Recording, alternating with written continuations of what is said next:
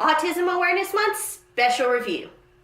Today's review covers a show that's had one of the most talked about depictions of autism in recent memory.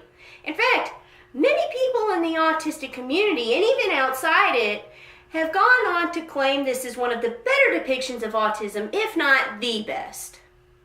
Well, okay, I don't have that fact for certain, but it wouldn't surprise me if there were people who said that. Well, of those people who have said that, let's find out if that statement holds water, shall we? Let's waste no time here and get started on today's special review on The Good Doctor.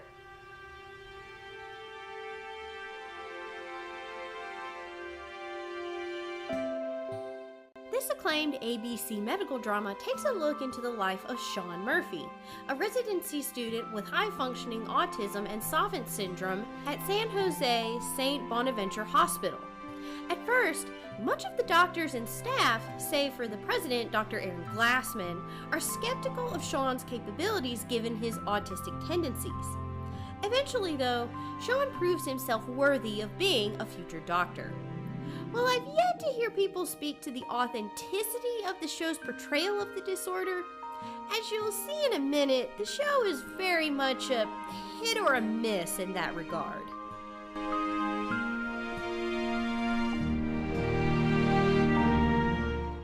Okay, let's get this out of the way right now. I know that many people would believe that Sean is a truthful depiction of someone with autism,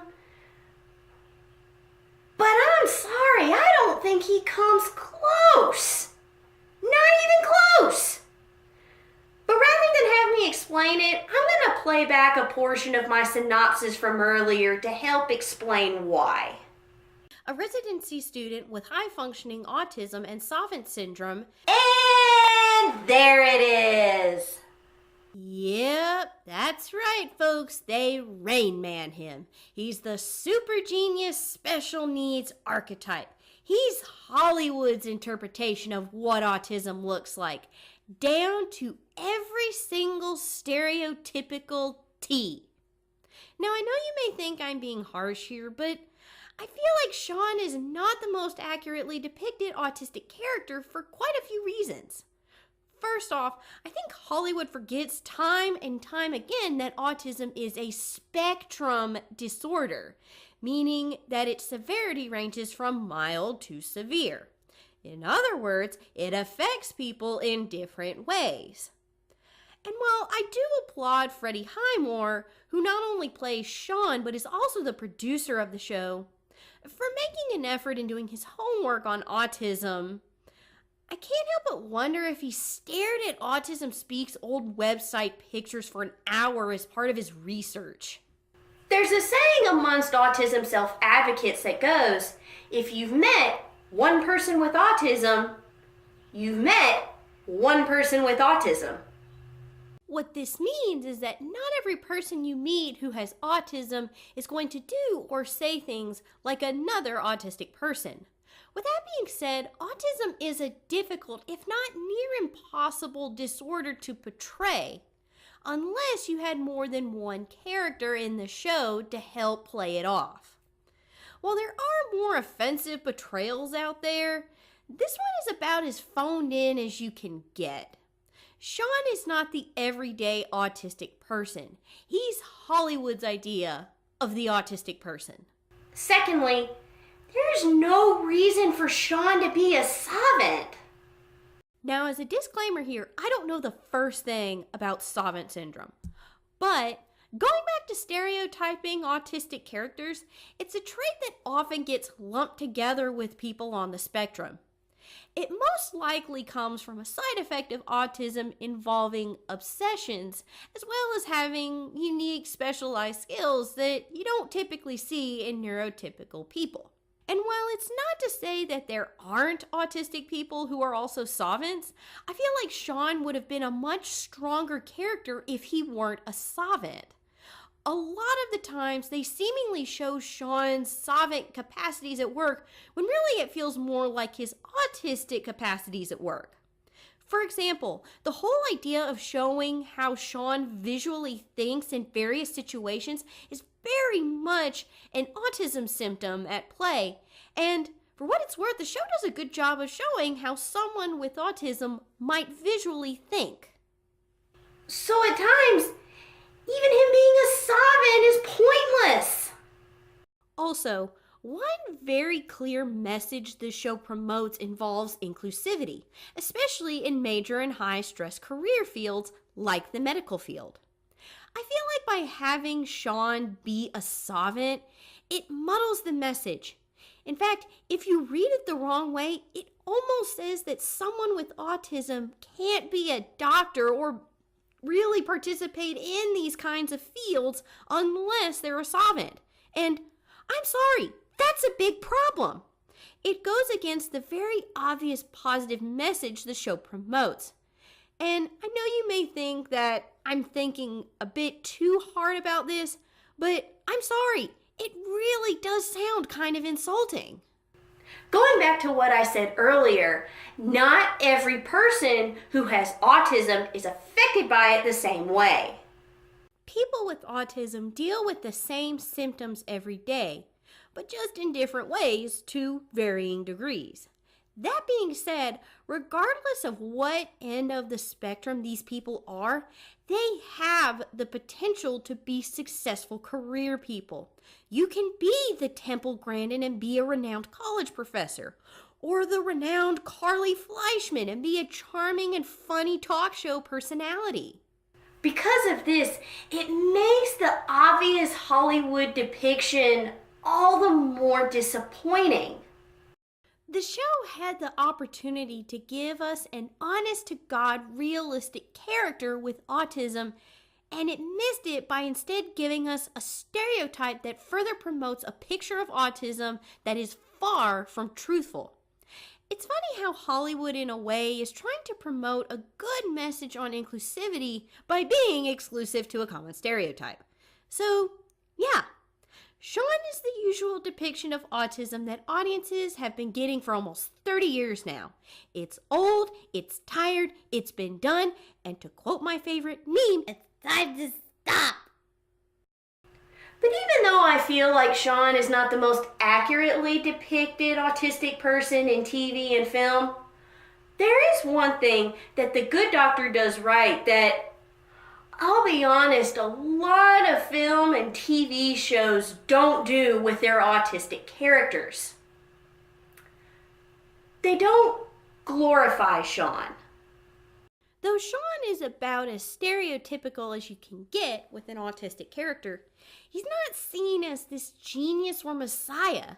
In fact, the higher-ups at San Jose don't want to hire him because he's autistic. He has to prove to these people, his fellow residency students, and even horse's butt doctors that he can do his job despite the challenges he faces being autistic. He has to earn the respect of his colleagues like everyone else. This brings up the savant stereotype I mentioned earlier because it addresses a behavior in neurotypicals that, for atypicals, can be pretty offensive. There are a handful of portrayals of autistic characters where said characters are seen as these saints who are infallible because of their magical autistic abilities. This is a problem because it strips the humanity away from these characters. Autism is a unique disorder in that the people who have it are either mocked as retarded or praised as super geniuses. And while the genius label is a more positive stereotype, more or less, it's problematic because it's not an accurate view of someone with autism. It may come as a shock to these people who partake in this way of thinking, but not every autistic person is a genius. Remember, not every autistic person is the same. There are, in fact, autistic people who don't have the capacity for being a genius. Even those on the higher end of the spectrum can have some cognitive lags. Still, they are no less of a person and not idiots by any means. I dare argue that most autistic people are as equally smart as neurotypicals, albeit a little more interested in certain areas than others. To say that all people with autism are these Einsteins or next stages of evolution is just as bad as calling them morons because it denies the recognition as human beings that is much deserved. As I said in my announcement video, we want to be seen and treated like any other person. And going back to Sean, that's what the good doctor does particularly well. Sean is treated like any other person. He is, in fact, an atypical person having to adjust to the neurotypical world, a world that isn't necessarily geared for him. At the same time, though, the neurotypical world around him doesn't realize that this atypical character will never be able to catch on to certain parts of it.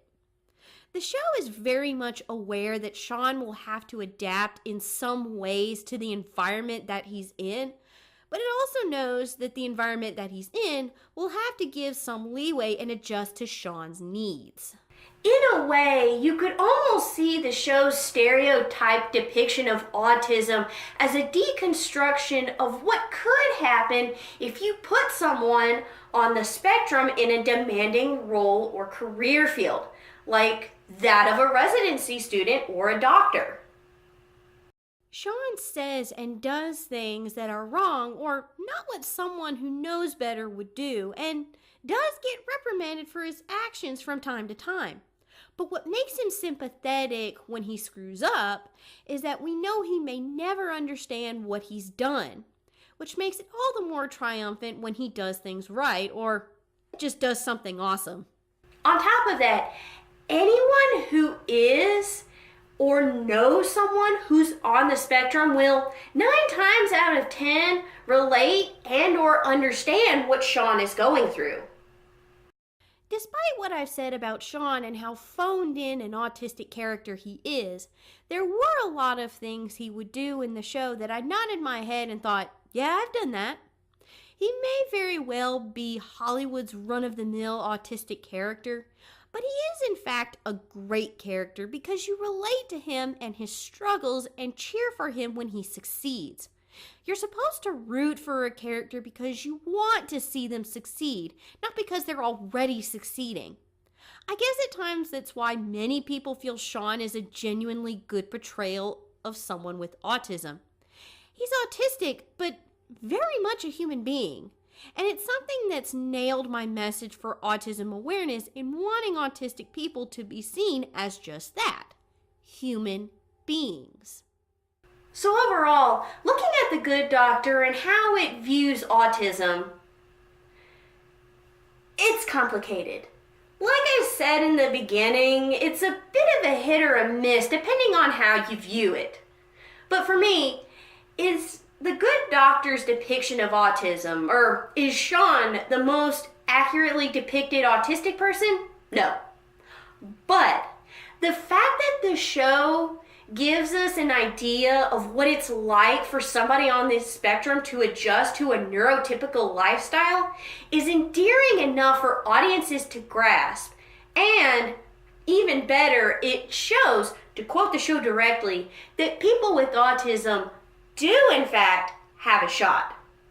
So yeah, while I kind of wish that the show had a better depiction of autism, I'll be honest, it's a big hit for me. So yeah, I highly recommend it.